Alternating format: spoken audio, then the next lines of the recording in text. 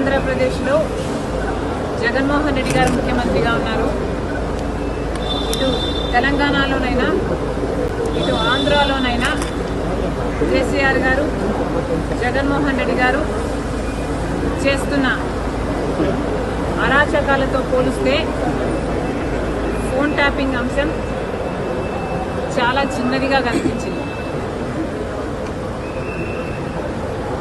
ఒకవైపు జగన్మోహన్ రెడ్డి గారికి నేను తోడబుట్టిన చెల్లెలిని, ఆ విషయం కూడా మర్చిపోయి రాజశేఖర రెడ్డి గారి బిడ్డనని మర్చిపోయి జగన్మోహన్ రెడ్డి గారు నేను రాజకీయంగా ఆర్థికంగా ఎదగకూడదు అన్న ఉద్దేశంలో నన్ను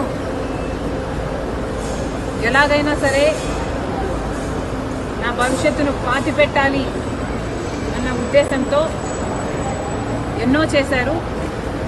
అందులో భాగం ఫోన్ ట్యాపింగ్లు అయితేనేమి, నా మీద నిఘా పెట్టడం అయితేనేమి, నేను మాట్లాడుతున్న వాళ్ళని ట్రాక్ చేయడం అయితేనేమి, నాకు రాజకీయంగా బలమయ్యే వాళ్ళని లేక నాకు సపోర్టు చేసే వాళ్ళని బెదిరించడం అయితేనేమి, ఇలాంటివి ఎన్నో చేశారు. అందులో భాగంగానే ఈ ఫోన్ ట్యాపింగ్ కూడా చేశారు. జగన్మోహన్ రెడ్డి గారు నా మీద చేసిన అత్యాచారాలలో ఫోన్ ట్యాపింగ్ అనేది చాలా చిన్నది. అసలు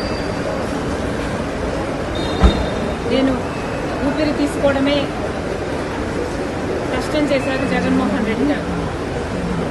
కనుక ఆ రోజుల్లో నేను తెలంగాణలో పొలిటికల్ అరీనాలో ఉన్న కేసీఆర్కి వ్యతిరేకంగా పోరాటం చేస్తున్న జగన్మోహన్ రెడ్డి గారికి ఏ సంబంధం లేనప్పటికీ నన్ను తొక్కేయాలి అనే గట్టి ప్రయత్నం చేస్తున్నాడు. ఇంతమంది ఇన్ని ఫోర్సెస్తో పోరాటం చేయడం వాస్తవానికి నాకు చాలా కష్టంగా ఉండింది. Therefore, I could not fight every battle. I had to choose which battle to fight. And ఆ టైంలో I could not afford to fight this phone tapping issue. నేను ఏ పోరాటాలు చేయాలి అన్నది నా సర్వైవల్ కోసం నేను పోరాటాలు చేస్తున్నా.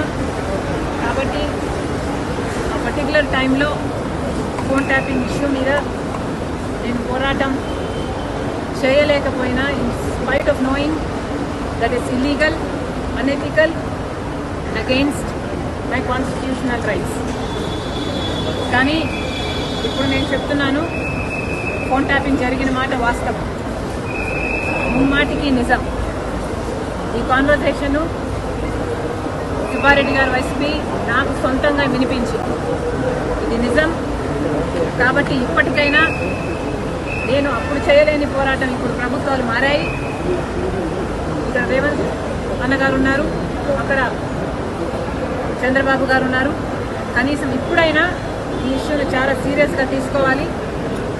ఎక్కడ ఏ ఎంక్వైరీకి రమ్మన్నా నేను కూడా రావడానికి. ప్రతి ఒక్కరూ తప్పనిసరిగా యూట్యూబ్లోకి వెళ్ళి కడప వార్తను లైక్ చేయండి, సబ్స్క్రైబ్ చేయండి. ఇట్లు మీ జి రమణయ్య, ఎడిటర్, కడప వార్త.